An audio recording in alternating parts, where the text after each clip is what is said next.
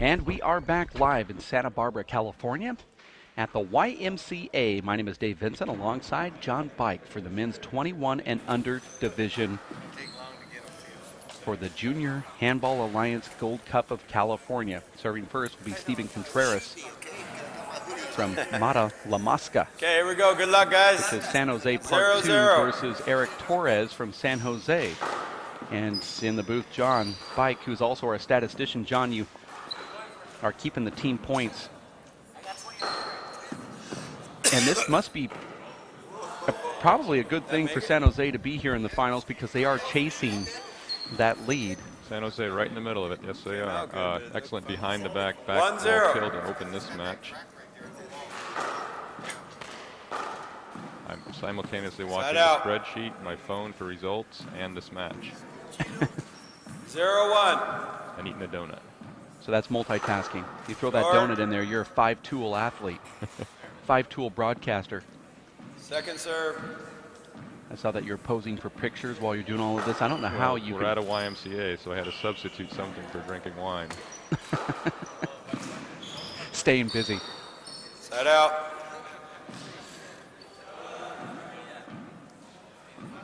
One zero. Point.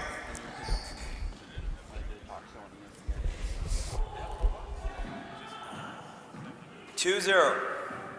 Yeah, San Jose and SoCal both in a position where if they like run the table today, they could catch Santa Barbara. They'd also need some help for Santa Barbara to lose their matches. Mata La Mosca out of the discussion for the championship. Just playing for pride now. 4-0. Contreras at 4-0 here versus Eric Torres. Side out. Very fluid offhand swing there. Did they do the towel thing for the door? Hey, Steve, did they do the towel thing for the door so it's not sticking out?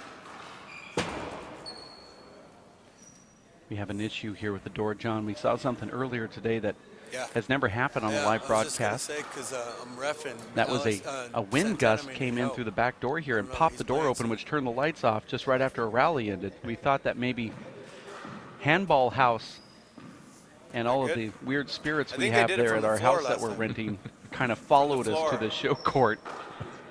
But there was a plausible scientific explanation in the end. The open door and the. That's right. So I would have gone that way. Just for let me know if it hits the door. Yeah. All right. Let me know before you hit the shot if you can. Hold up. It hits the door. 0-4. It just happened again. As soon as we talked about it, I said it never happened before, and it's actually happened one more time. The door is opened up because of that wind gust. I used the power of my rental home to summon it, actually. I just wanted to see if it was true.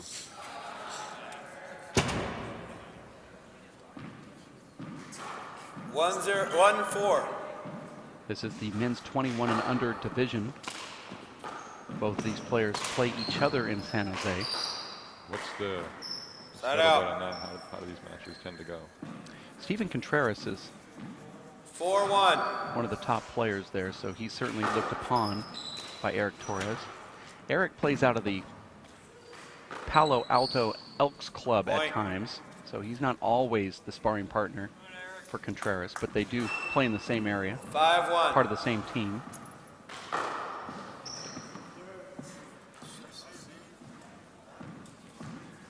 Six one.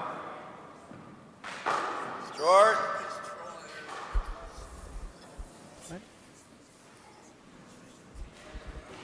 Second serve.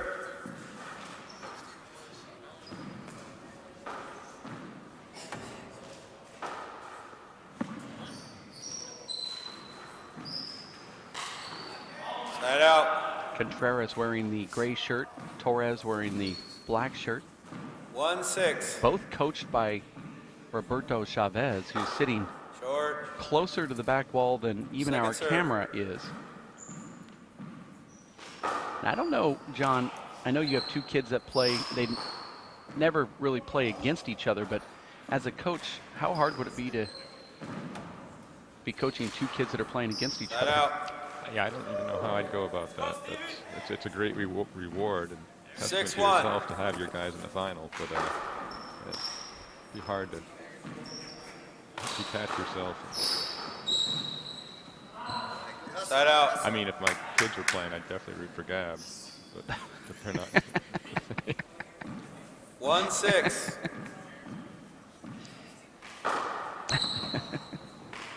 Nice shot right Side there out. from Stephen Contreras.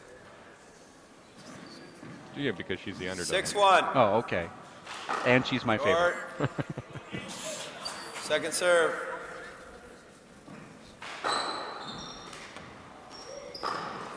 Side out.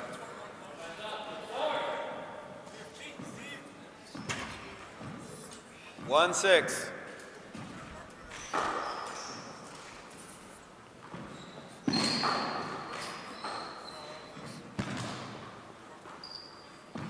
I finally double-checked my Powerball ticket today. I went on the website and found out I am one of the 26 that won that big Powerball. 6-1. I completely believe that. Well, it's April Fool's Day, but Short. I know I almost had you. You knew that you'd be on the... Second See, serve. for you, every day is April Fool's Day, so that's That's what kind true. of threw me. If I said something that was real, That would be the joke. it would have been the joke. Hold A it. little bit of contact there. All there. I like that forearm shiver that Contreras gave 6-1. Torres there on the way by. Maybe they're not as friendly as I thought. Check a little excitement in this match. Point. Contreras does look very comfortable, like he is expecting to get through this. Very smooth. 7-1. What can Torres do to upset that? Now, just a few months back when you and I drove through San Jose, he was one of the kids on our court, John. Remember that. Is 8-1. he more than 19 years old? I wasn't aware. I see him in the under 21. It just he's somewhere under 21. Is he more than 19? Do you know? 1-8. He's in college. Where's big funny mustache? Fake mustache. He was born in 1992 in January, so he just turned 20. 2-8.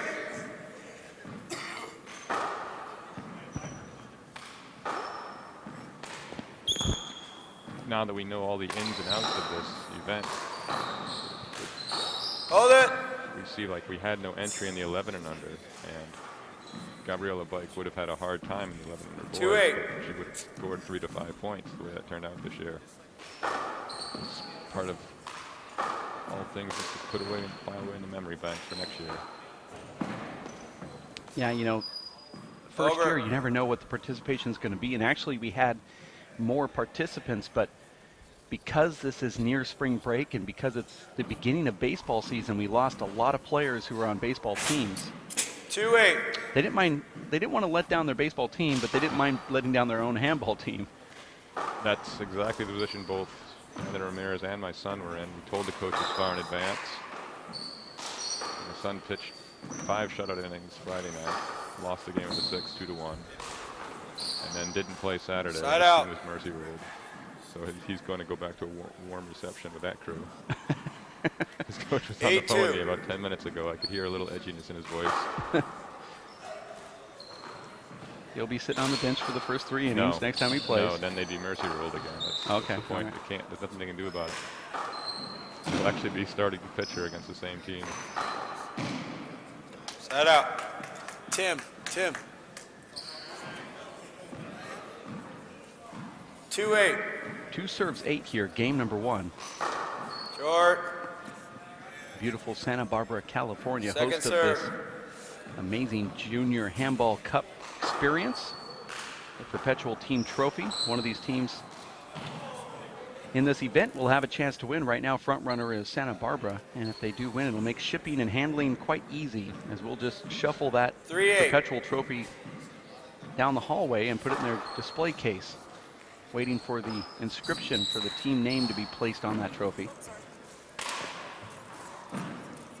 Now, I talked to James Coronado briefly about this. Is this site now their new official practice facility? Because they were up in Goleta. Yeah, this is a great spot for them, and they're actually playing here because the executive director / owner of this family YMCA is also a handball player, which makes it a lot easier. So this has become a hotbed now. That's great news. It's a big history of successful programs coming out of YMCA. Let out. And there's a timeout being called right now from Stephen Contreras here. Game number one, the Junior Handball Alliance WPH Gold Cup of Handball, where teams, as part of the Alliance, will come here to this inaugural event and in future events and try to get team points. Now, I'm sure we will tweak it a little bit for next year to make it a better experience for all of those involved. I don't know all the little tweaks that Fred Lewis and the coaches have in mind, but certainly they will come up with something. John, I know that you have thoughts because you always think about these things. I think of nothing else. Yeah, I just the compromise this year. This is a good system. A lot of excitement here on Sunday, but just the way it worked out. Yesterday's matches were in effect worth 4 points each. You're going from a minimum of 3 to a minimum of 7. Today's finals were 3 points each. You're going from 7 or 10. So that was the one concern I had. The second one came up later. It was excellent job by Fred Lewis at the very last minute to put together a women's division. If the point system had already been established, and they chose not to add the women to that system. That's another story. The Gold Cup might actually just be tied up in the courts, the way I'm looking at it. You think they're going to get it, but SoCal has other ideas. Okay, you guys ready? Yeah, I think Santa Barbara's First going time to out, get Steven. it. The last rally was a side out. 8-4. Santa Barbara is ahead on points, but when our legal team gets to the bottom of this women's issue, that all might change. And then it might have to go to the Supreme Court. I mean, I know Fred Lewis. He will appeal. Yeah, he will appeal no matter what happens. He won't back down. Fred does not give up if he thinks he's right.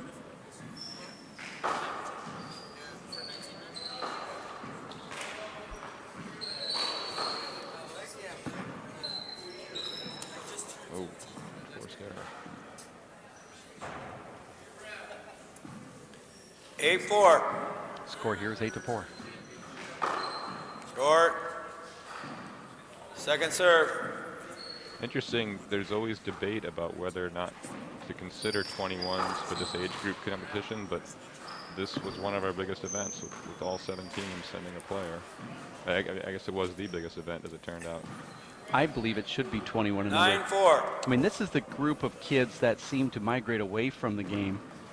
And when you talk to those that are aging and you see them on the street and they say, oh, handball, I used to play that when I was in college or in high school.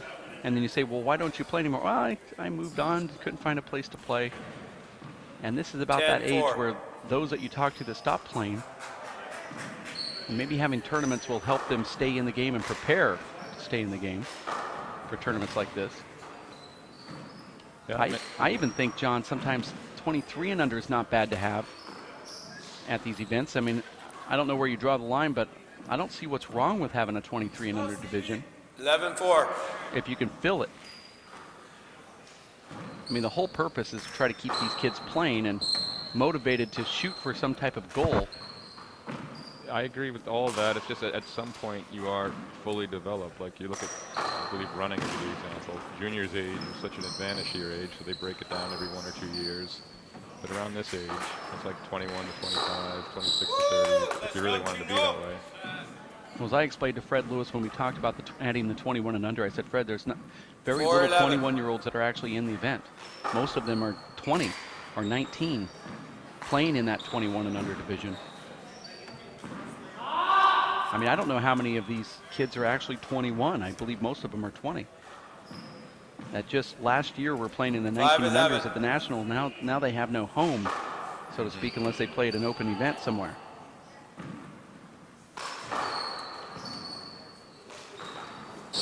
Also, what's really important about this is that a lot of these programs, these kids started at the age of 12, and now at 21 or 20, they are mentors and also side coaches or assistant coaches on most of these teams, and they're the ones that start practice or are there to help the coach if he shows up late, and they are part of the program.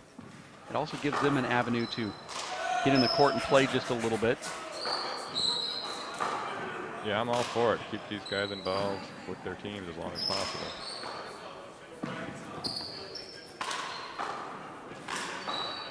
Interesting shot selection there.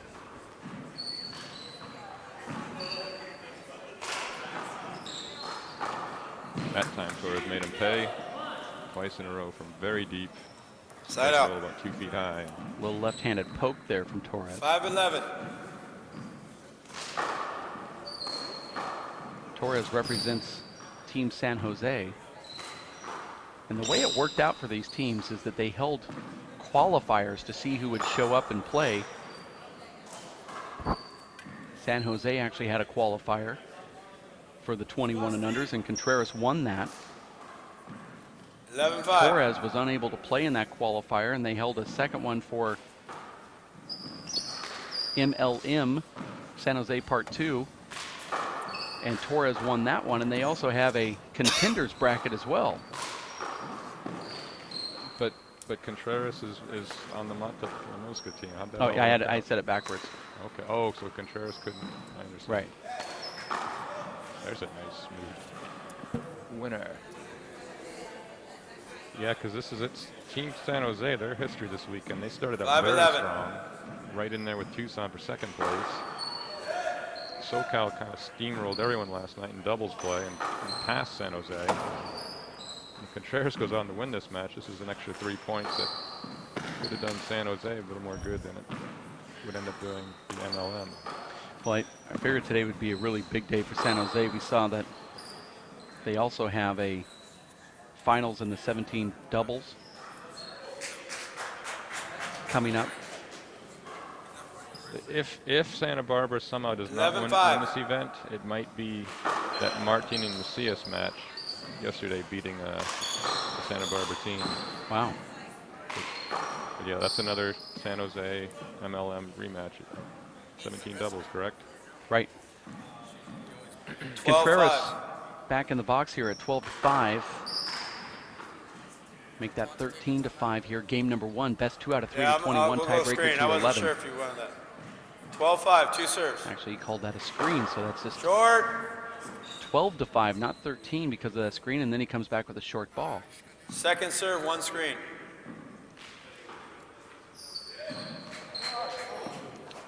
Now it's 13-5.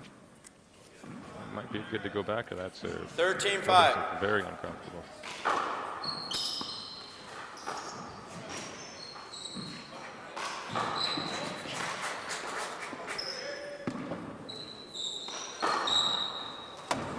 Yesterday you were on the court during that pro player exhibition It wasn't me. with Anton Wilson, Abraham Montijo, and Sean Lenning. How do you feel about the game that Sean Lenning has after being on the court with him? Yeah, that's really so. He's doing something different than what I've seen. Second serve. And to be honest, I'm 5 years older. Brady's also better than last time I saw him, but just the way the ball was coming on me yesterday from Sean, I'm not familiar with that. Now you played him on the Race for 8 season, I believe earlier in the year. Maybe it was in Idaho. I haven't been on the court with Sean since since I was beating him. 5-14. It's been that long. We just haven't matched up at all. So this, as you get close to maybe retirement here, this could be you leaving on a winning streak against Sean Lenning. Oh, I would. Yeah, I wouldn't. I only played this event this year because I knew I'd have to win like 3 matches to get to him, and I was taking a roll of the dice that I could get through this season without playing him and maintain that record. Yes. Because this exhibition doubles does not count. Of course. Now, if I would have won, then I would have counted it. That's how it works. Not for me.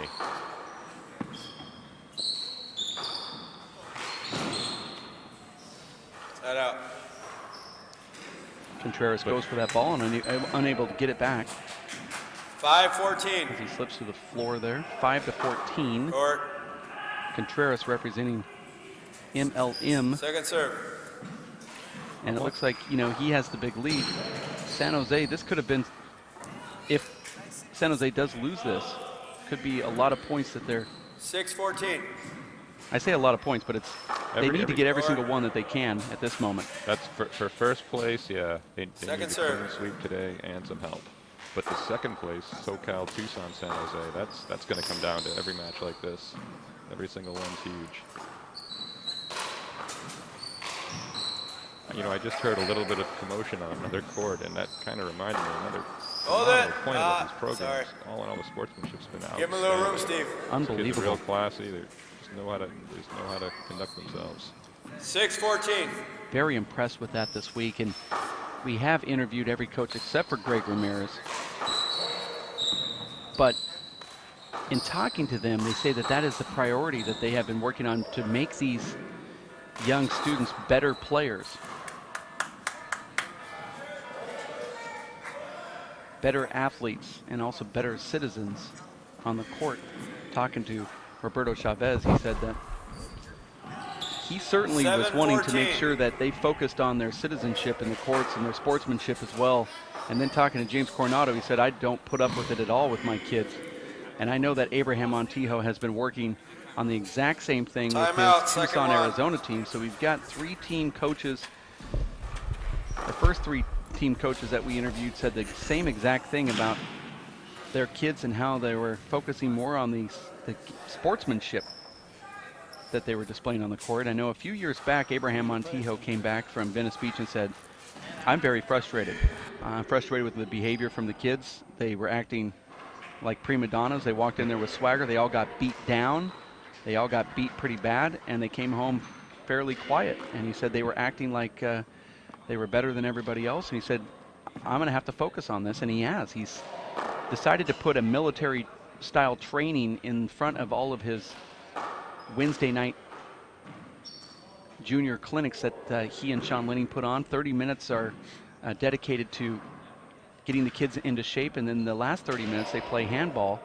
And then they've been focusing on those kids that help out with the program and also have good grades and have shown some type of citizenship down at the local club where they're opening doors for other members of the athletic facility and being good citizens. So he said that's a major priority for us. That's definitely paying off. I mean, yeah, the behavior here has been outstanding.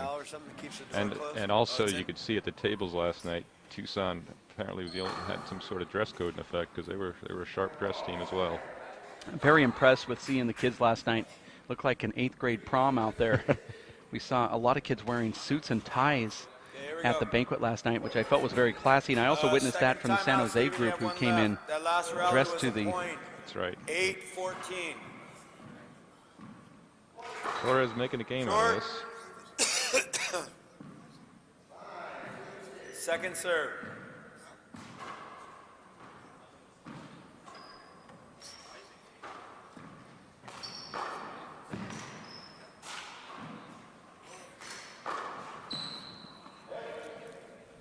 That's a nice shot right there from Torres, who is just pecking away at this lead from Steve Contreras. 9-14.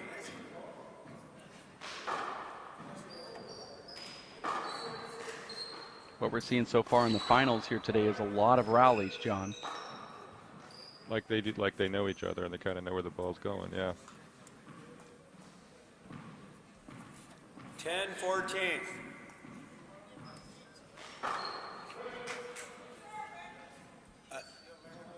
Short. That was a short Second ball. serve.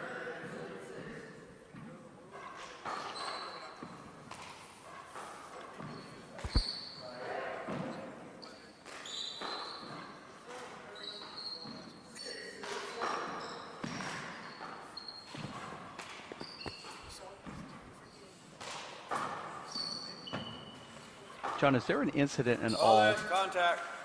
where a player who's setting up for a shot, not necessarily an offensive shot, maybe they're going to make a defensive shot, but they're setting up and they hit the opponent on the backswing. Is there ever an incident where that's not an avoidable hinder? Well, my coach is the original rule writer, and he says avoidable, but I mean, there's just situations that the follow-through ends up off balance. I mean, whose fault is that? 11-14. The way the rule was written for the guy who comes charging in too soon, absolutely that's an avoidable. But then just other situations come up that I have to wonder about. And I think I saw you and David debating one of those, arguing. exchanging ideas on one of those. One of you said that it's like a three-point shooter throwing out his legs to create contact, and they fixed that rule. They don't ever give that guy that call anymore. A handball guy wouldn't be doing it intentionally. You know, he'd take a less balanced swing than he wanted to, and I mean, how much room does he get to follow through? You see a lot of Used to play the San Jose team. players and even referees try to explain it. They say, well, he didn't mean to hit me, or I didn't mean to. And that always seems to be the worst excuse to give, because I could just say that every single time I did something wrong on the court. I didn't mean to do it. But I think you're right. Sometimes the ball will hit a corner or a strange bounce because of a hop, and both players don't know exactly where the ball's going to be, and you make a quick reaction and you hit somebody. I don't think the rule was written for that. Obviously, it was written for an offensive player going for an offensive shot, and the shot was taken away because they made contact in the backswing or even a follow-through. And this, I think, because Pete Tyson pretty much wrote the book. You know, a lot of guys helping, but that's about the era when they put it all down on paper. He was right in the middle of all that. And his ultimate concern was safety in that situation. You're exposed, it's dangerous. So he was really encouraging the receiver to not get into guys' swing too soon, just because of the potential injury. I think he wanted that shot. I don't understand that call there. 12-15. Score here is 12, serves 15, and like we said earlier, Eric Torres is picking away at Contreras' lead. Contreras was up pretty big, and now Torres within 3. Make that 2. What a turnaround this has been. And you can see Contreras' the flow of his swing and body language definitely changed. 13-15. Torres is a right-hander who spent the middle part of this first game serving left-handed, John. Yeah, he had me fooled. I definitely called his right his offhand once or twice. You know, we've seen this from San Jose, and I think that's more or less a coaching decision from, as we're talking about avoidable hinders, a coaching decision from Coach Roberto Chavez. I think he has told the kids that if it's not working, you turn around left-handed and go for that 2-wall serve, right from the left over to the right side. And we saw that multiple times earlier with some of those other kids that weren't in the game, so they switched left-handed and got a couple points. Contreras missing on that backhand kill that he made so effortlessly earlier in the match. Second serve. Well, now you see Torres just switching from left to right, which is not normal. We don't normally see that. But he feels comfortable, obviously, and he's scoring points now. He's down by 1. Contreras back in the box at 15-14. 15-14. Ooh, he got him. The crucial thing on that, the fake is nice, and then make sure you have command of it. That did not touch the sidewall, the back wall, no chance for the receiver. I'd rather see a guy serve short there than to overhit that ball to the right. Absolutely.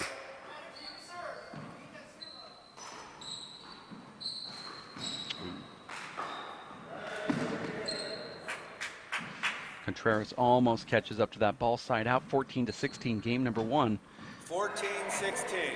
And you can sometimes tell what the score is or what part of the game it is when these players start picking it up, and you can see that they're both trying to step up their level of play here in the latter part of this first game. Oh, he went back to the semi-fake down the right, but Torres was ready for that one. 14-16. Torres back serving with his left here. Over. Check it. The ball's going to be replayed as it hit Torres on the way up. 14-16.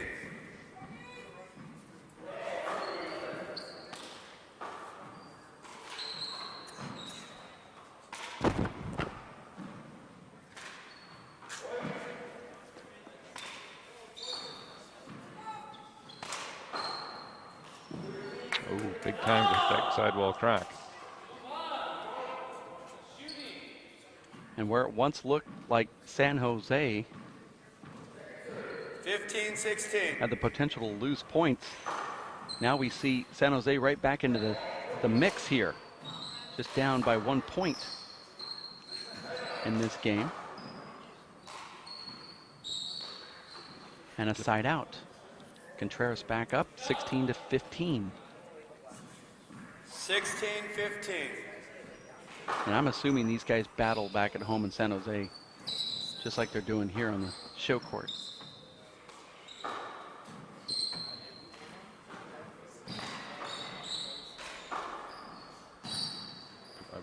Good shot. 17-15.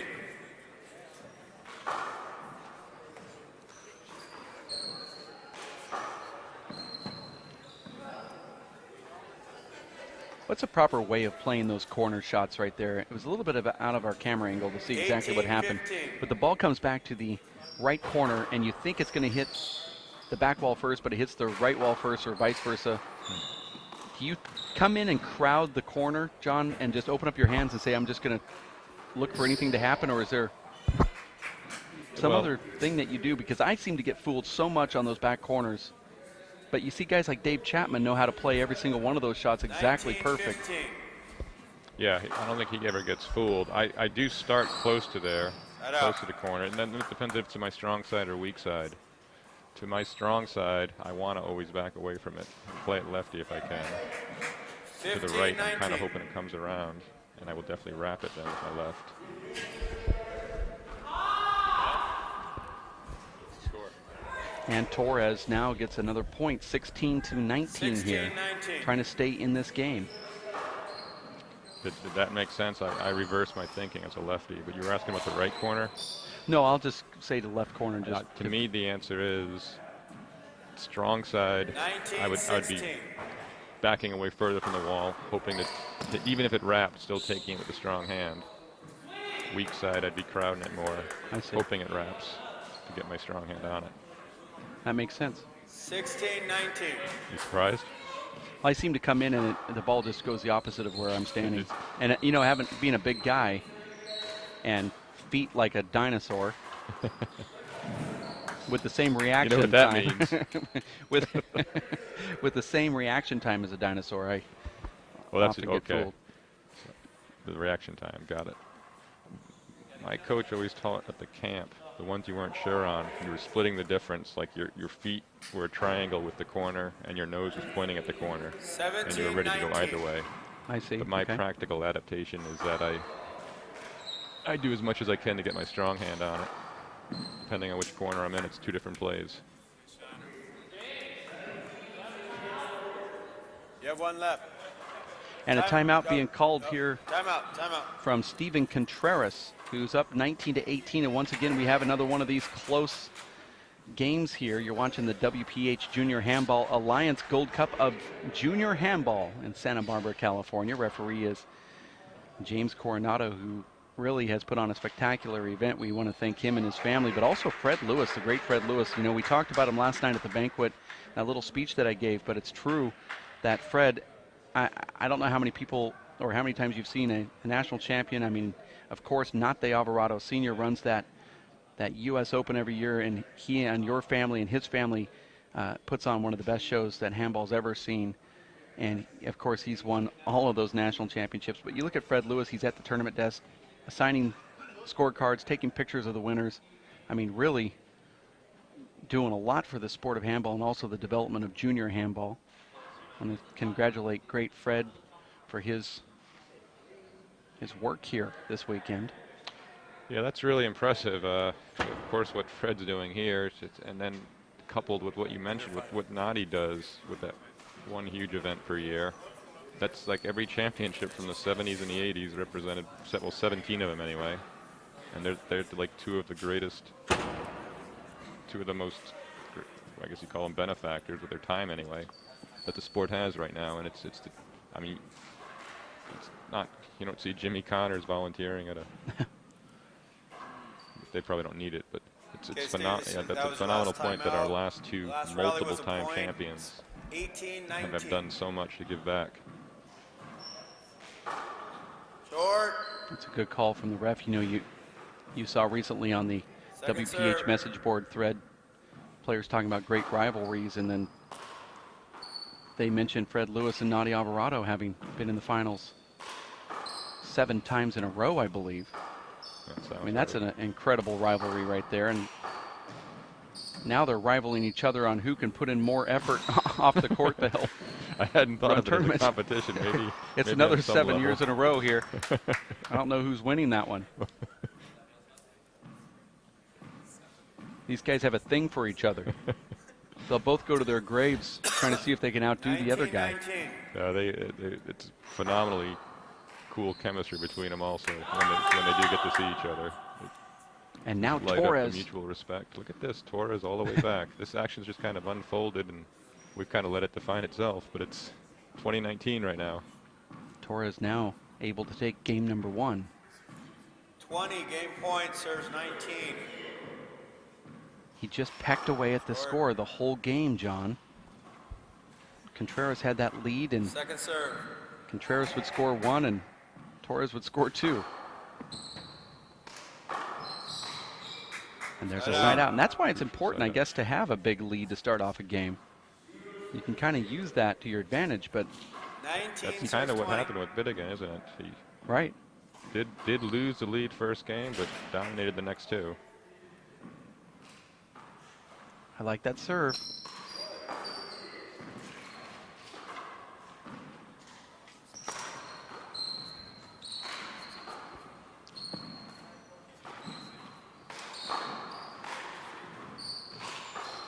Hold it. Good call. One of the big things, I know this is not about you, but one of the things about your game is everyone would always bring up the power, say that you're the hardest hitter that ever played. And I don't know if that ever frustrates you as a player to hear that people would say that that's what you stood for, but after watching you play and even seeing video and playing against you, I actually believe that you're in the top 3 or 4 if you were going to include the likes of Paul Haber and, you know, Fred Lewis and Dave Chapman, about one of the best defensive players all time. Do you Set up. often feel jaded a little bit by the power reference, or do you say, hey, I'm a good defensive player, no one ever mentions it? Because Well, I've seen you play, and I think your defensive game is actually 20, game as good point, as serves Dave 19. Chapman's, maybe, you know, right there in the discussion Yeah, in not- the modern thanks. day here. Thank you. I'm not technically like Chapman. I'm glad you brought that up. I'm stammering here, but my coach Pete Set Tyson up. recognized that Paul Haber, the one compliment he gave me, was what a great scrambler I was, and how frustrating it must have been for other guys that I got out of 19. trouble so often. So you, Tyson, and Haber, 19 the true serves 20. masterminds. See? Actually, Fred and David Chapman gave me little props for defense as well. But we're here at 19-20. It did frustrate me. Like, I played a world semifinal doubles match on this marshmallow front wall at Ladoff, glass front wall. My shoulder was just shot. So I play an entire match, old man style, just scrambling, hitting the ball half speed. Kendall Lewis and I win the match, and one of our opponents comes up the court going, "I've never seen anyone hit the ball like that." Are you kidding? Well, thank you, WOC, but that was actually... That was all I defensive play. didn't hit any balls hard. And then 20, game point, serves 20. It's like your legend came into I the court. rope-a-doped you, yeah.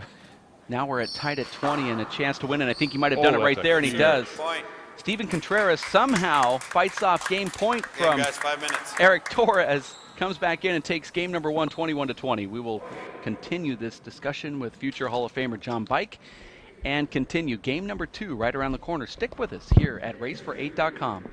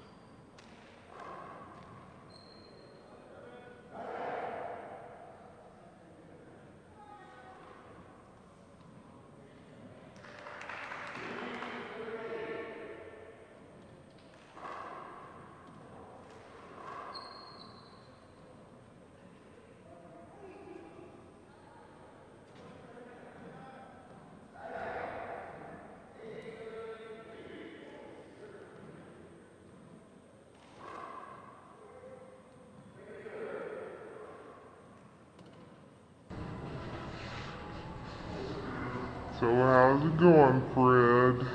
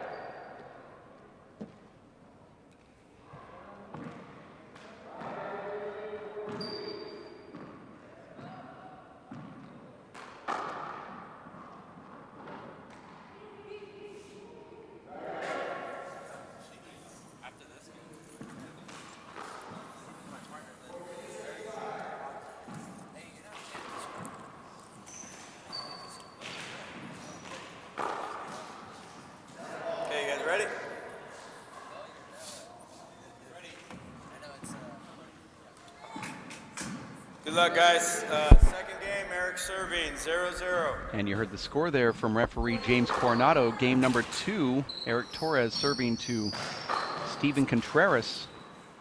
Steven won the first game 21-20. He was up big. I thought that ball skipped in there. But he was up big, Ashley. And then Eric Torres started picking away. 1-0. And then eventually went up 20-19, served to win the first game, and Steve Contreras called a timeout, came back, won 2 straight points, and took down Torres, and then calls point. 2 bounces against himself. Torres now jumping out to a 2-0 lead. Good call. 2-0.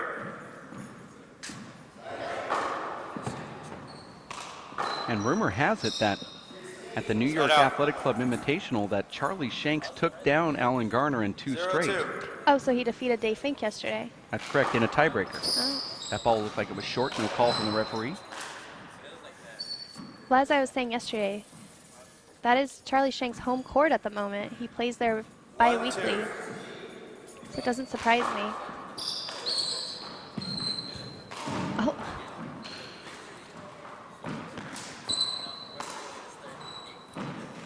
Good defensive spot right there that Contreras put that ball into, and Torres is unable to do anything with it. Contreras falls down to the ground, gets up, and hits the perfect defensive shot. 2-2. Well, it's interesting that Torres didn't go for a good offensive shot in the front court. Instead, he hit a ceiling ball to the back wall, allowing Contreras to get back up on his feet and win the rally.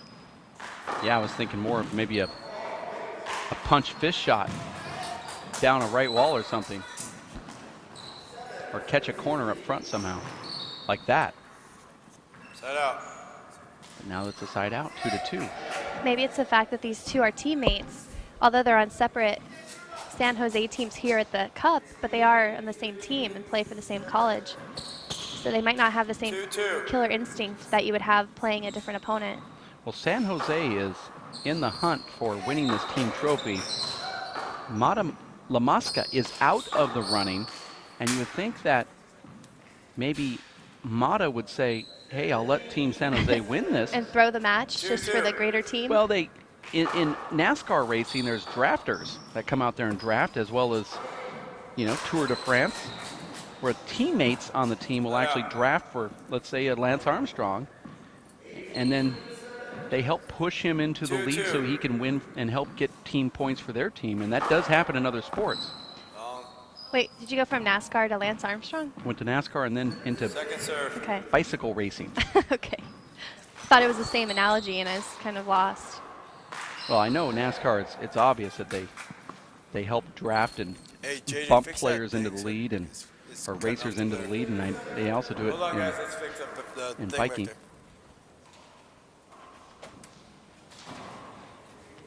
Well, I wonder if the overall coach, Roberto Chavez, said anything to these guys 3-2. saying, hey, listen, San Jose needs these points more than Mata Lamasca, but are there different points for first and second place?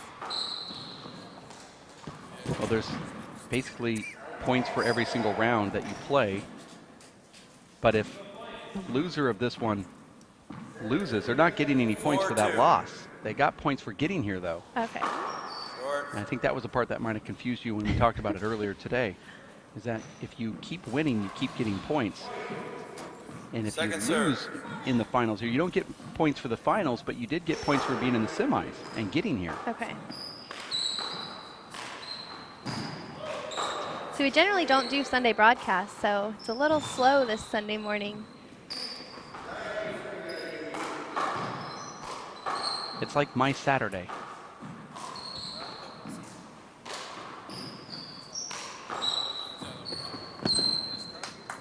Contreras is certainly being pushed around right now by Torres, who represents San Timeout. Jose. And Timeout. First one. Contreras represents San Jose Part 2. It's a very early timeout here in the second game. He said it was an explosive match happening down on one of the other courts, and so you see a lot of the players going down there watching a close doubles match take place. This is the WPH Junior Handball Alliance Gold Cup of California. It's in the inaugural tournament. It'll happen every year. It's not final, but it looks like San Jose may be the host. at next year's Gold Cup. Torres serving at 5-2. Okay, you got 2 timeouts left, Steve. That last rally was a point. It's 5-2.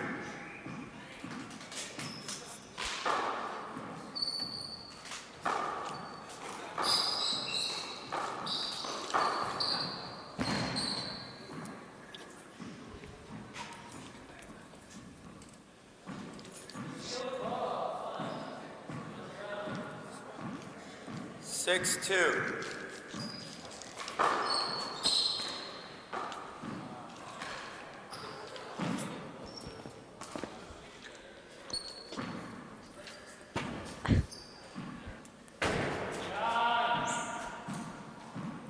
Seven, 2.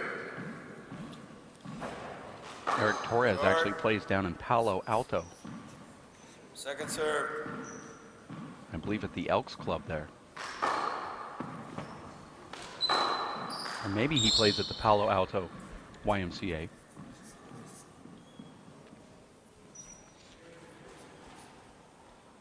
Tell Tim. 2-7. You can see Eric Short. Torres representing his San Jose State jersey from collegiates Second this serve. past February. Both of these players played in that collegiate tournament in Springfield, Missouri.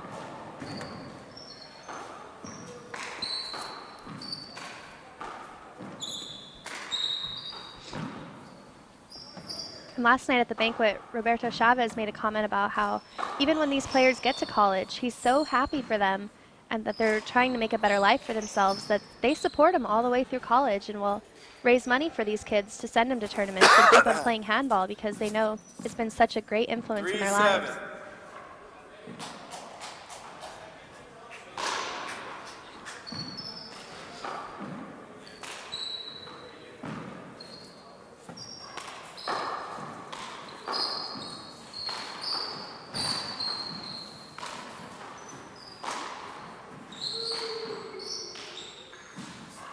And there's a side out.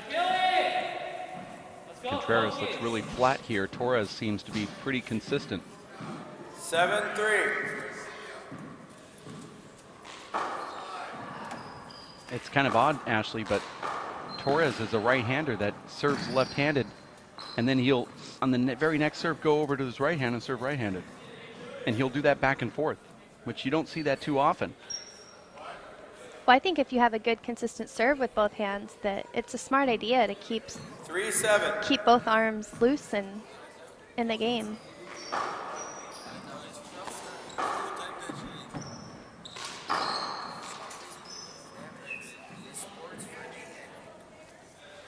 Race for 8.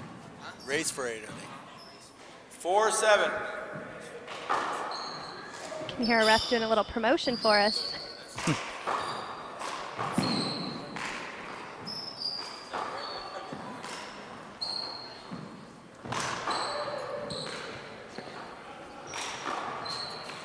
And there's a nice kill shot from Torres, who just seems to be playing at a different level right now. 7-4. Now he's serving right-handed, Ashley.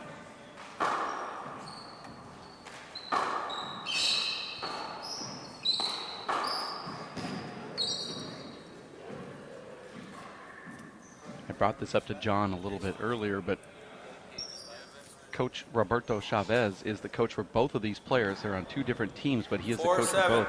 And he was sitting courtside right up against the back glass. As a coach, how difficult would it be to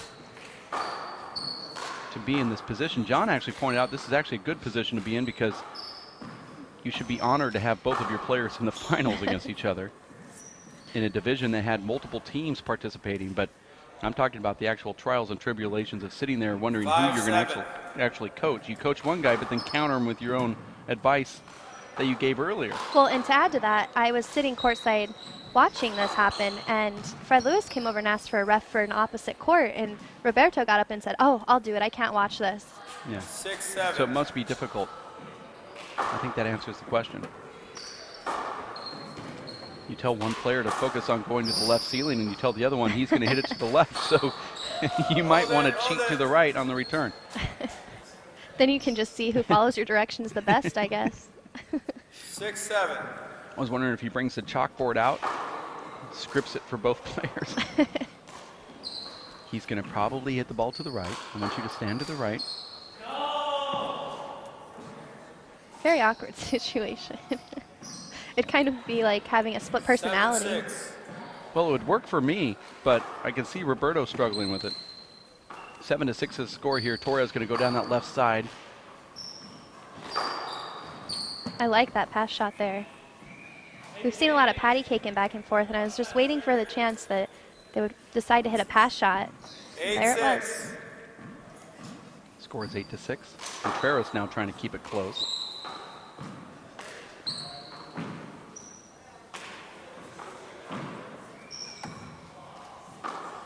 You see Contreras talking to the referee about these screens, but ultimately Contreras is putting himself in the position to be screened as he keeps hitting balls right back around the middle, around the revolving door, and across the front sidewalls that actually makes the ball shoot across the middle of the court. It wasn't long, but was it a bad bounce, Eric? I'm not sure what the confusion is. That was a fantastic serve, and he's pointing to the back corner.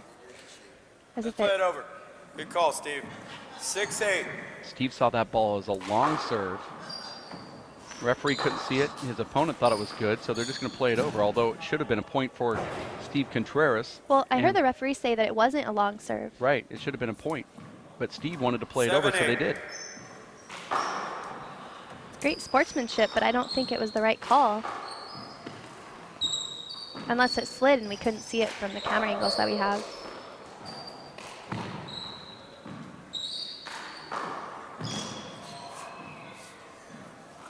And Torres really pushing Contreras here, side to side. 8-7.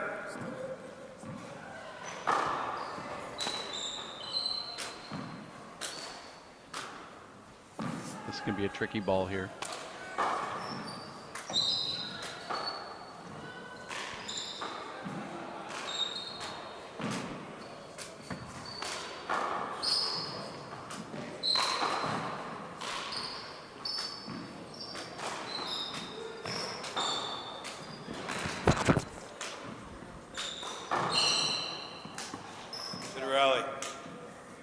Contreras really sliding all over the courts here. We've seen a lot of players this weekend sliding on these courts. I'm not sure if it's their shoes or the court itself.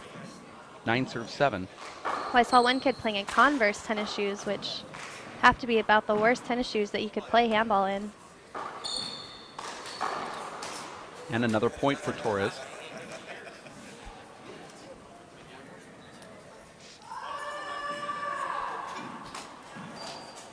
Ten-7.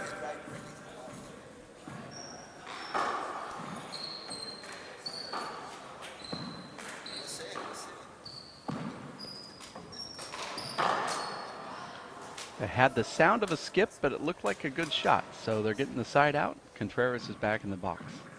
7-10. And the reason why it sounds like a skip is because there's a half-inch gap in the front wall. The ball technically hits the front wall first, but also is hitting some air too. It makes a little popping sound, and you can see that on this camera angle. That little seam at the front wall. When you get closer to it, you realize it's really big. Second serve. Kind of warped boards down there, maybe some water damage from the past.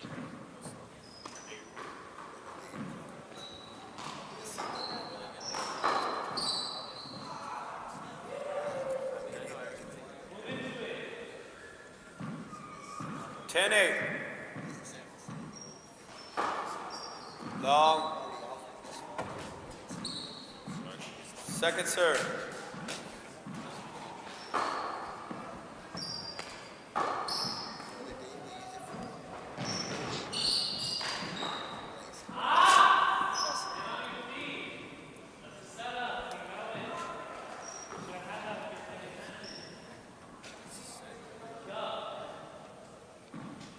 Score here is 11-8. 11 serves 8.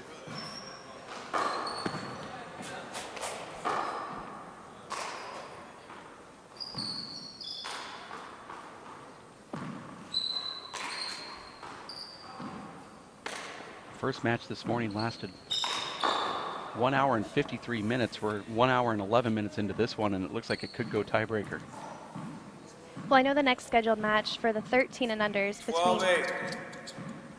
Brandon Ramirez and German Botello. They actually started on another court, so that game is underway right now. Timeout, second one. That just means that Gabby Bike Bianca Del Gadillo match is only 11 minutes late right now on the show court, and that's 2 matches away, and this one's still far from being over.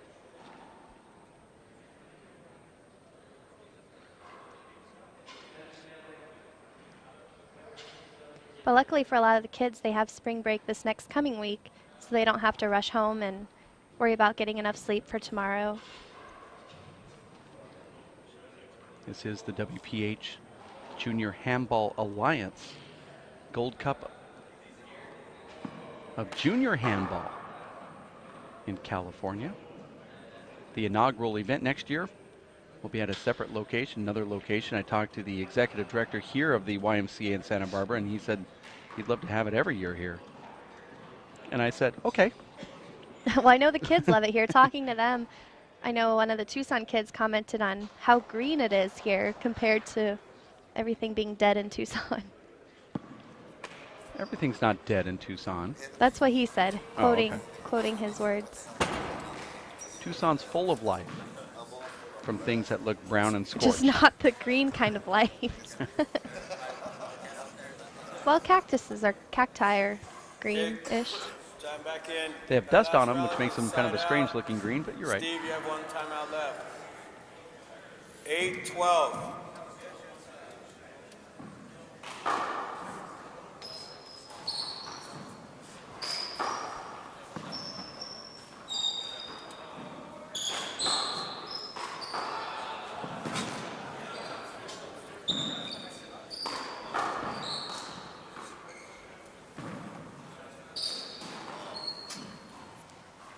And a side out. Actually a point for Contreras now, representing Mata La Mosca, trying to keep San Jose off of the boards here.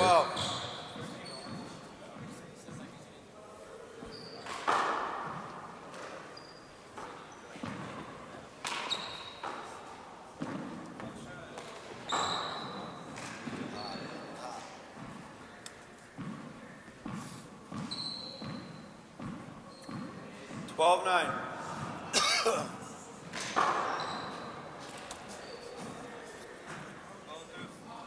A difficult serve back in that left corner. 13-9.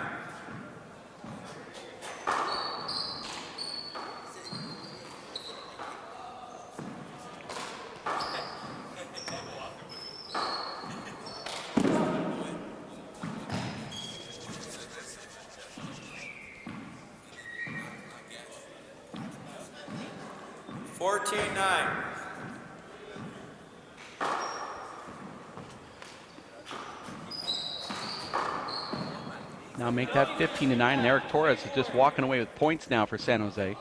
Put a nice little hop on that ball so that it stayed down the 15-9. right wall instead of checking on it and ending up as a setup.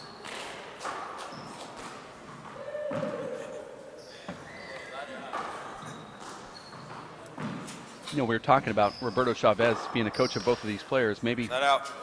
one philosophy would be to find the one player that's down and just give them advice until they get up, and then give the other one swap. advice. 15. But it's still disheartening to see your coach giving advice to somebody else. In the middle of Second your serve. game, you might take it wrong and think, well, he wants me to lose. Well, I was in a world championship final in Canada in my age division class. My own doubles partner was telling the other team how to get points against me. 10-15. That's a short ball, no call from the referee. Short? Good call, Steve. I thought that was good. Second serve.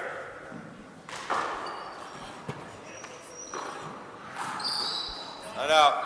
And right when Contreras was starting to get some points, he hits the ball with a fist into the ground. That's the worst one, when you try to do a 15-10. driving pass and you hit it into the ground.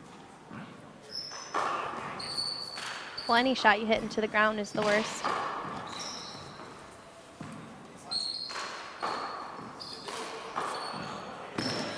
Oh, look at that get right there from Torres, who Point. slides his way in. It looks like he's playing on clay. Yeah. And he slides over and just pokes that ball to the front wall. Now serving 16-10. right-handed.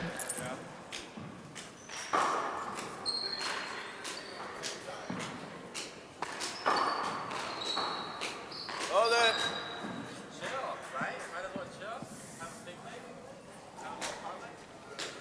Contreras could have taken one little tiny baby step out of the way there. 16-10. And he held his ground. 16-10. Score is 16-10. Second game, Contreras wins the first one 21-20.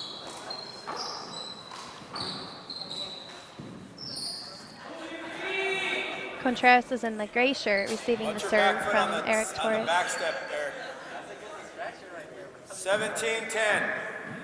And he's being outscored right now 15-30 by Eric Torres, even though Contreras has that win in game one. But it looks like this is probably going to go breaker. Contreras just looks out of sorts in there, Ashley. Let out. You can hear him trying to pump himself up. He needs quite a few points here to keep himself in this game. 10-17.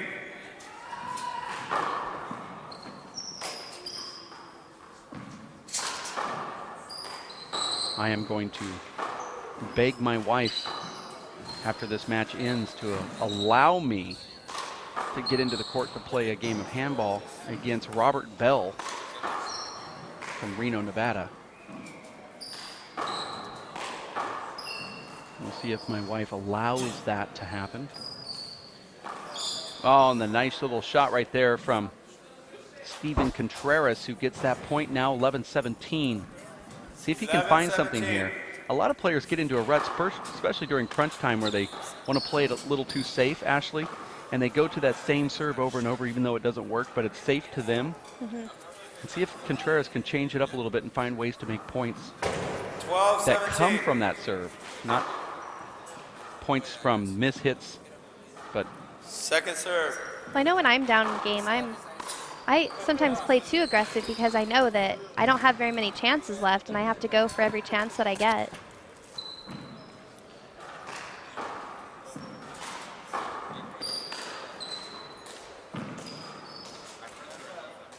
well, when I'm down, I do what I always do. I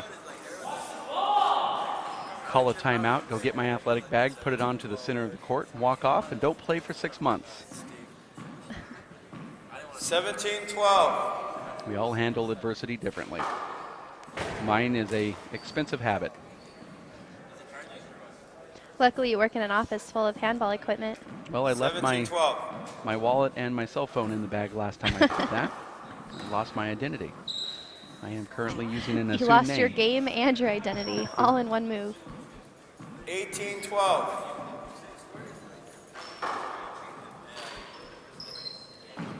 Now 19-12, and it looks like this is going to go to a tiebreaker. 1 hour and 19 minutes into this match.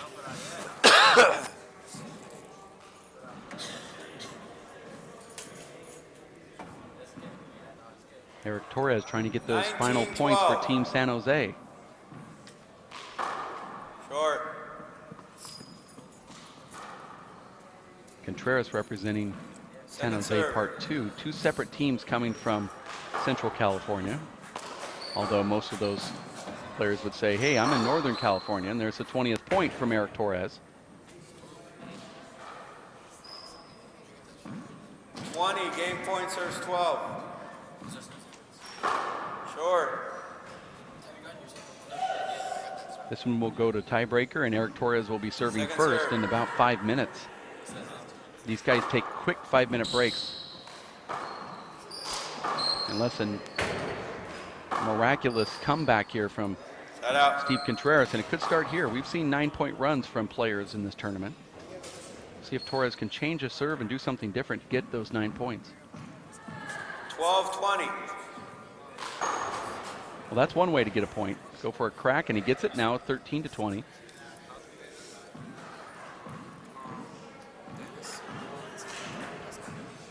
I think he should go for a crack on every serve 13-20. here. Well, that's just you that plays aggressive.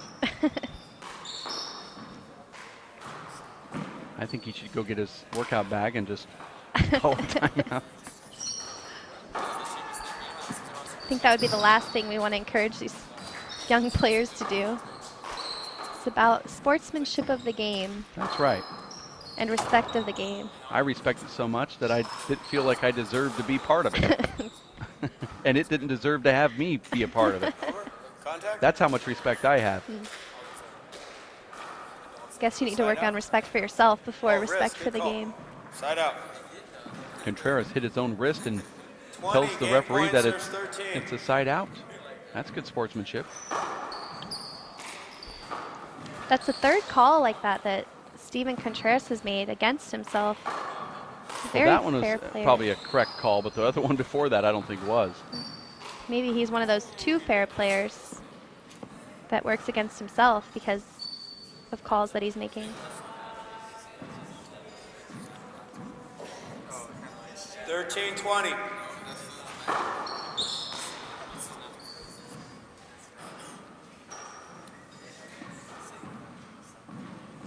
$14-20.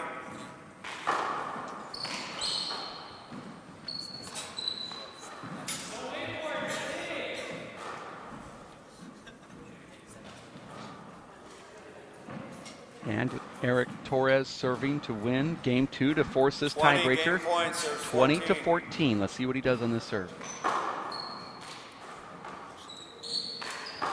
Hold it.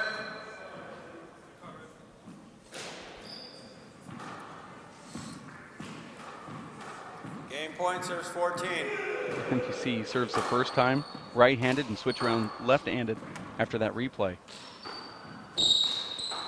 Find that very interesting. I don't think I've ever seen it.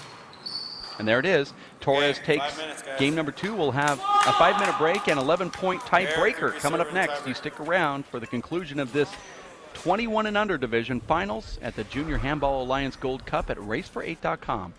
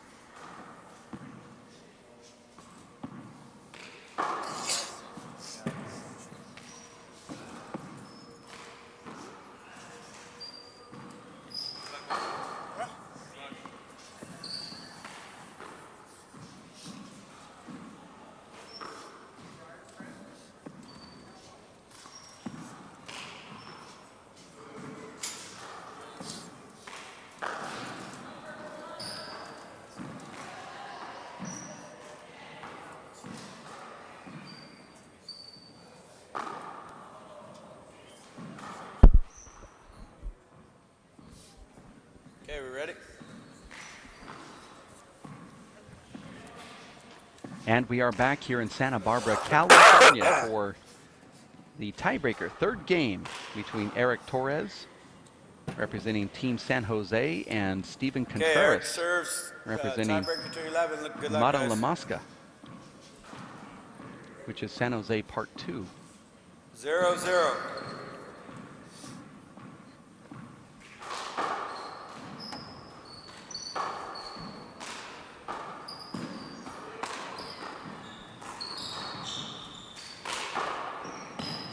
Side And out. there is a quick side out. Contreras back in the box.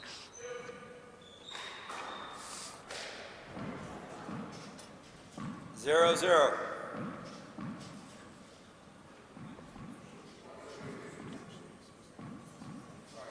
Ashley, this is one of those tournaments where John Bike has become the most popular personnel in the whole complex.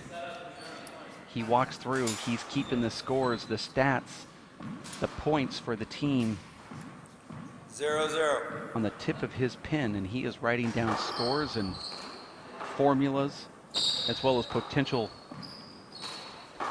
forecasted happenings. And everyone's coming by saying, who's up, who's down, are we in, are we out? And John has to answer these questions, and right now he's refusing to talk to the press. He has a publicist that stays within arm's length of John Bike and wards off potential 1-0. disruptions. You should see these young kids asking him who's up and who's winning, and John Bike's currently hiding right now behind a black curtain as he formats this point total. Well, I'm very anxious myself to hear which team is in the lead and if there's going to be any possible upsets in the making. Well, I don't want to know until the actual presentation. I want to be surprised and see that raw emotion come from the team that wins. Well, I'm a want it now kind of person. 1-1.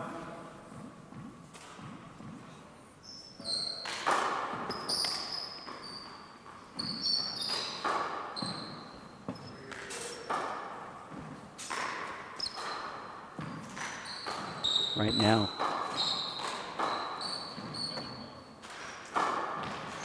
Hold it, hold it. As I look at the team totals when John turned his back, Team SoCal has 63 points. Fresno came 1-1. out of this tournament with 12 points. Santa Barbara has 82, leading the pack. Team Tucson at 59 and Team San Jose at 57. So SoCal is actually in second place right now. It's really more of a race for who's going to win second between 1-1. SoCal, Team Tucson, and San Jose. Santa Barbara's at 82 points.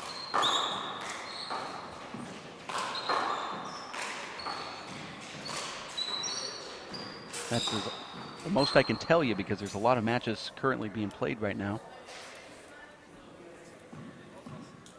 1-1.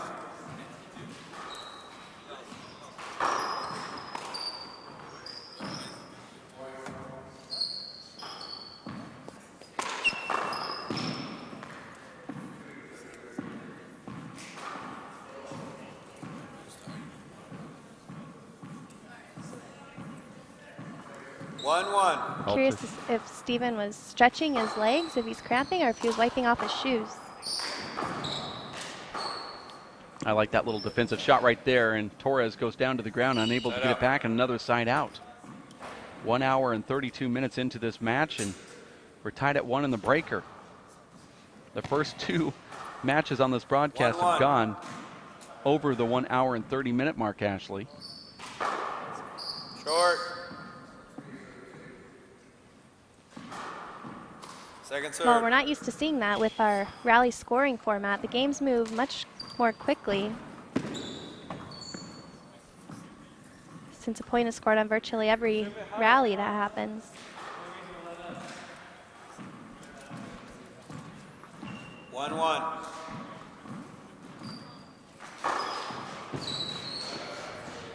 And another point for Team San Jose. 2-1.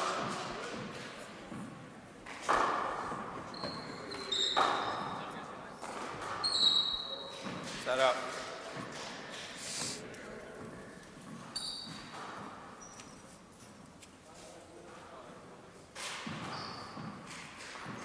One, two.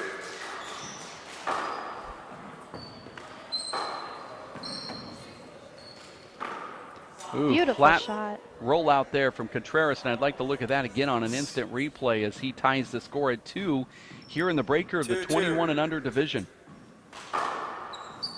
Let's take a quick look at the replay of that last shot.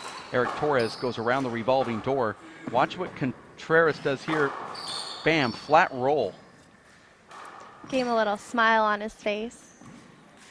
3-2. And he did that with his offhand. It wasn't the easiest shot either. It was coming down flush against that left side wall, which is a very difficult shot, let alone a difficult shot to roll out like he did.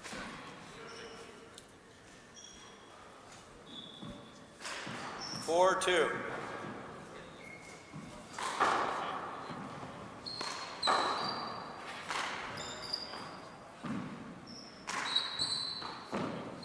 Contreras up 4-2 now. Here's a big setup for Eric Torres, who's going to go down the right, and he gets it. And gets the side out, now serving 2-4. Throws the ball at the back wall and almost hits himself in the face.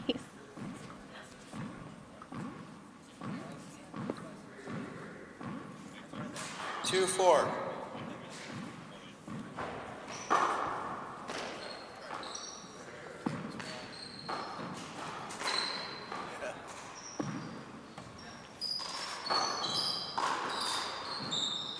At the New York Athletic Club Finals, the Invitational Tournament, it was Charlie Shanks taking down Alan Garner 21-16, 21-12 to win the finals there. Side out.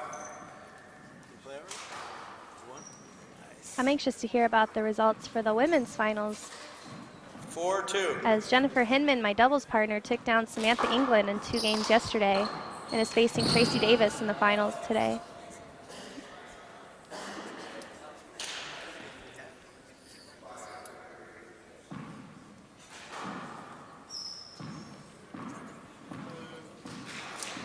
Two, four. 2 serves 4 here.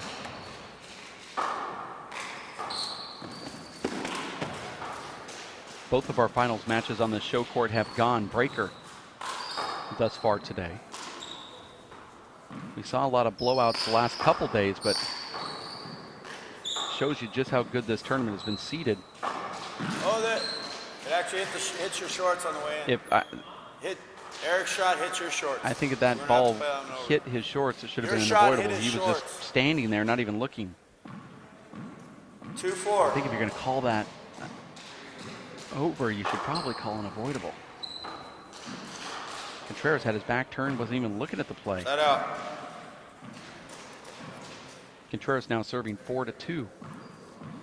4-2.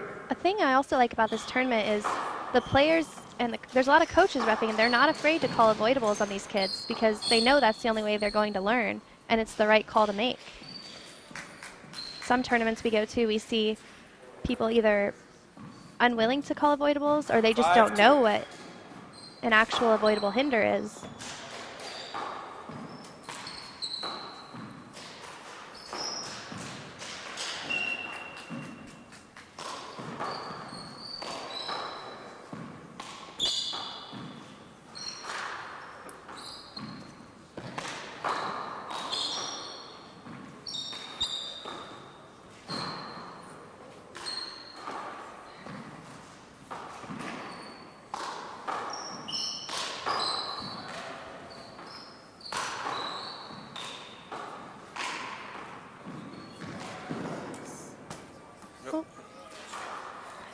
Got a little action here in the broadcast booth.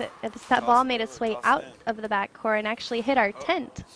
And people ask us, why do we have a tent for a broadcast booth? And you just found the answer. That one would have hit old DV right in the face. It's either a tent or we have to wear helmets, so we opted for the tent.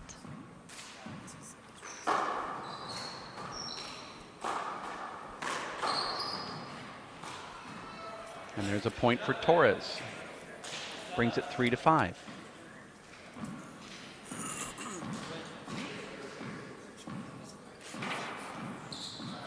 Three, 5.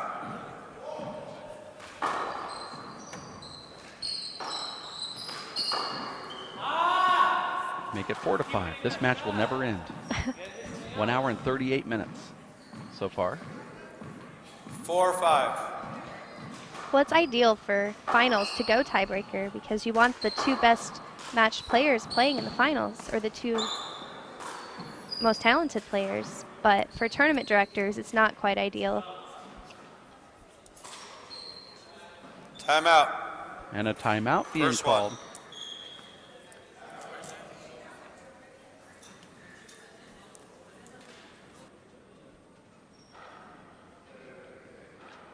This is the Junior Handball Alliance Gold Cup of California. Steven Contreras trying to ward off Eric Torres here. Both of these players out of the San Jose, California area, both play each other quite frequently. They know each other's game, and here they're all knotted up at 5-4. It's nice to have a competitor in your local hometown that is equal to you, Ashley. Okay, here we go. I know you have one, but you don't get a player. That last rally was a side out. Steve, you have one timeout left. There's breaking news that Jennifer Hinman lost in a 5-4. tiebreaker to Tracy Davis at that New York Invitational. That gives Tracy Davis another NYAC win alongside Charlie Shanks, defeating Alan Garner in the men's division. That will give Charlie a little bit of momentum going into the Players' Championship in May. 6-4.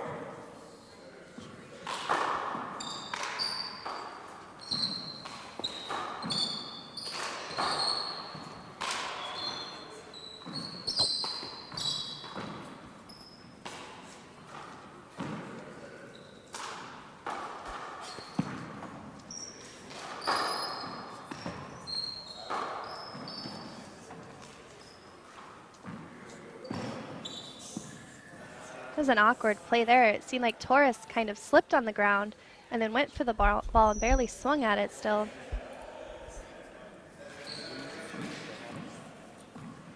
Seven, 4.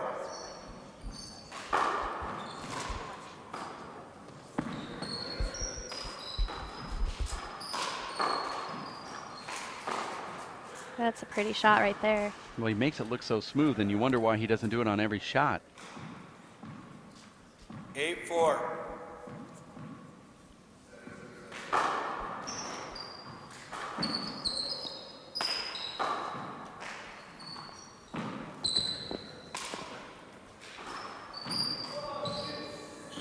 And now 9-4 for Steven Contreras.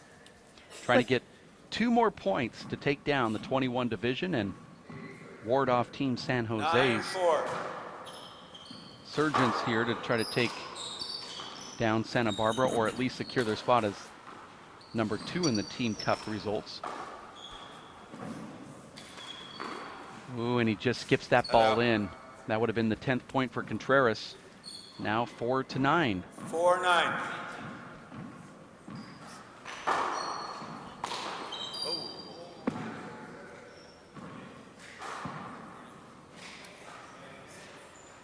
All right.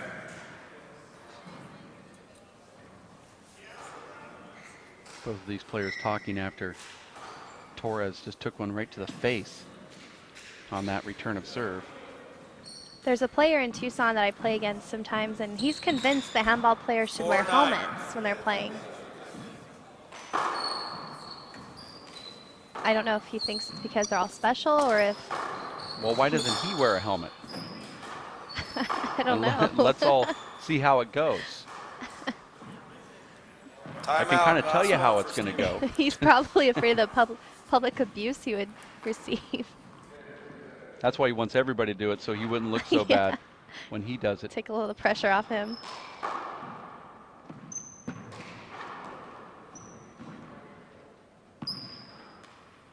Eric Torres just kind of staying loose here during this timeout called by Steven Contreras, who's just walking the floor.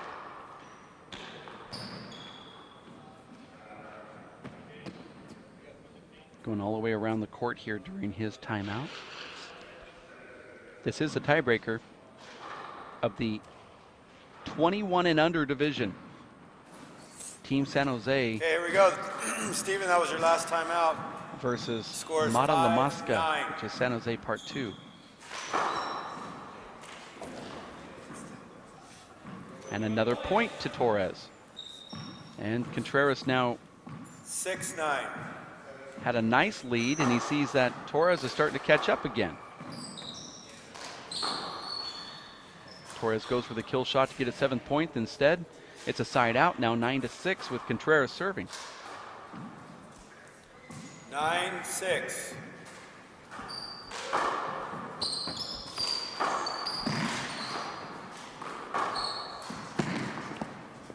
And a side out.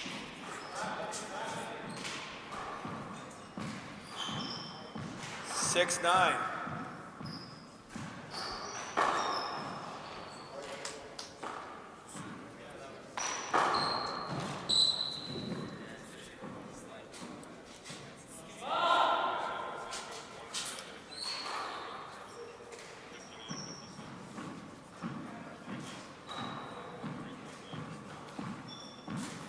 For second place, San Jose's 1 point. 7-9. Hold it. For third Good. place, Oh, San Jose okay. is 1 Left point change. ahead of Tucson. Second place is SoCal right now in the team standings, and Santa Barbara is leading New ones as of or this what? second. Contreras has to call a timeout because his brand new pair of gloves just split in half when he dove for that ball. So it's a equipment timeout being called, and we're going to take a break here courtside. We'll be back in just a few seconds. Stick with us at racefor8.com.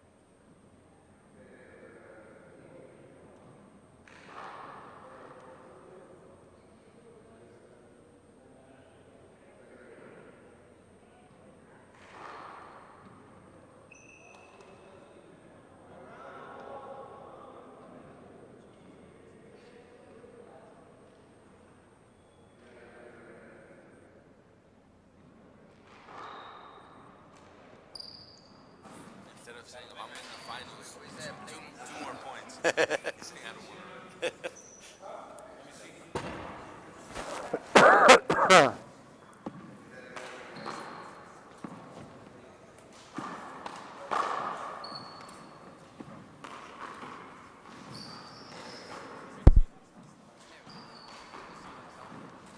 And we are back here after that equipment timeout that was called There we from go. Steven Contreras, who kind of fell awkwardly Last backwards, ball is Ashley, and Eric. split his Scores brand new pair of 7-9. handball gloves in half, and he had to go change them. 7-9 is the score. Eric Torres serving, Short. and there's a short ball. Second serve.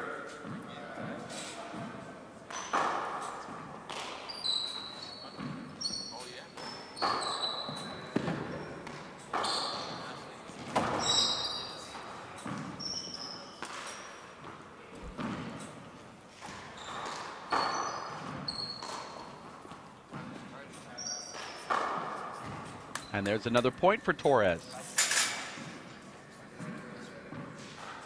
Contreras did have a 9-4 lead, and you see Eric Torres coming back. 8-9. The score here is 8-9.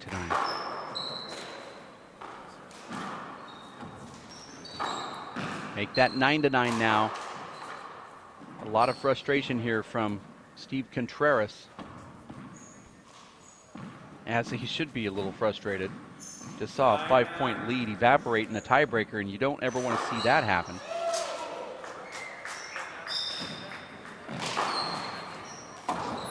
It's a nice get there.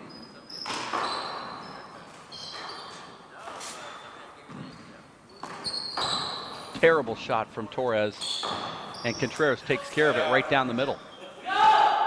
All tied at 9. The same sort of thing happened in game number 1. Contreras had a big lead. Torres came back, had a chance to win, and then Contreras went on to win the game. I thought that was short. It looks like a short serve. Set up. Gotta stand up, make sure I can see those shorts. 9-9. But it ended up in the side out, 9-9.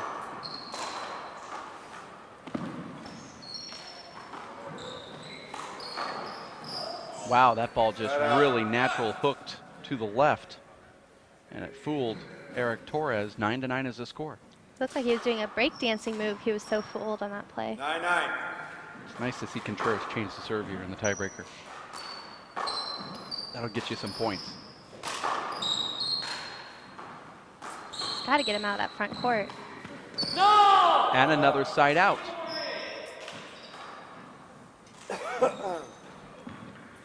We are now 1 hour and 49 minutes into this match. The previous match was 1 hour and 53 minutes.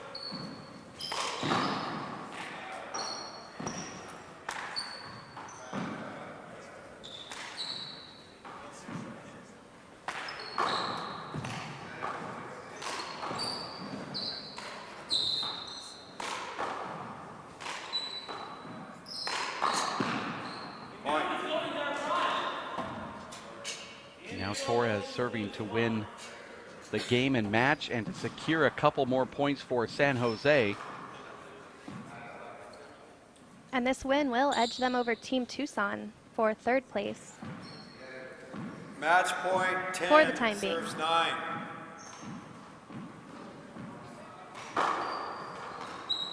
Wow, and this could be it right here. And he does it. Eric Torres takes down Steven Contreras in hour and 50-minute match to win the 21 and under division. We're going to take a timeout. We'll be back. We'll have another one right around the corner. Stick with us at race48.com. Working and working out takes a lot of energy. That's why I drink Zenergy. Feeling fantastic and looking good has never been easier. Science, extreme science for your active lifestyle. We are different. Society should aspire to be more like us. Be part of the first class. Get energized. Get outside. Hold on, guys. It's gonna get bumpy. And get moving. Experience the power of physical activity.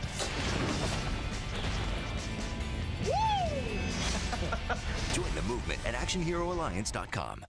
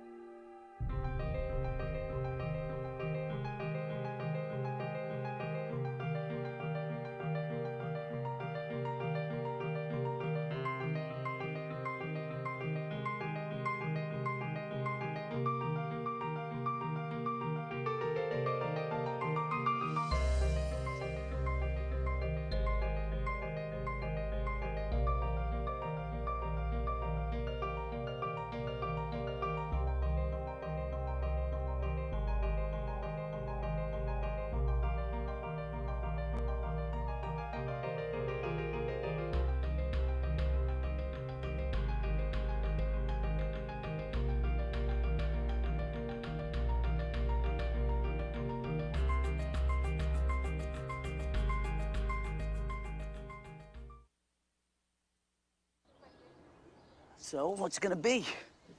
We could ride bikes, skating, movies, zoo, whatever you guys want to do. Can we just do this? Yeah. We could just do this. The smallest moments can have the biggest impact on a child's life. Take time to be a dad today.